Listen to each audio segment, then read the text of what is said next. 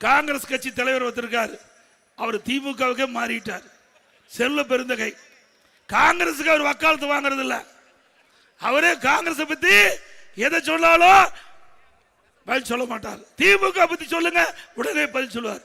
இவர் காங்கிரசுக்கு தலைவரா இல்ல திமுகவுக்கு தலைவரா என்று மக்களுக்கு சந்தேகம் வந்துடுது.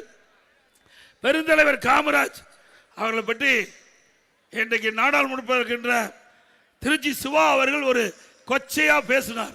எல்லாத்துக்குமே தெரியும். காமராஜ் பெருந்தலைவர் காமராஜ் அவர்கள் எல்லாருக்கும் பொதுவானவர். அவர் வேற கட்சியா இருந்தாலும் எல்லாரும் மதிக்கக்கூடிய ஒரு மனிதராக இருந்தார். அவரை பற்றி திராவிட முன்னேற்ற கழகத்துடைய துணை பொதுச் செயலாளர் இன்றைக்கு மேலவையினுடைய தலைவராக இருக்கார். திமுகவில் மேலவை உறுப்பினராக இருக்கார். அவர் மரியாதைக்குரிய மறைந்த பெருந்தலைவர் காமராஜை பற்றி கொச்சப்படுத்தி பேசினார். அதை எதுக்கு தெல்லு திராணி தெம்பில்லாத காங்கிரஸ் கட்சி திராவிட முன்னேற்ற கழகத்தால கண்டிச்சாரா? கண்டிக்கல.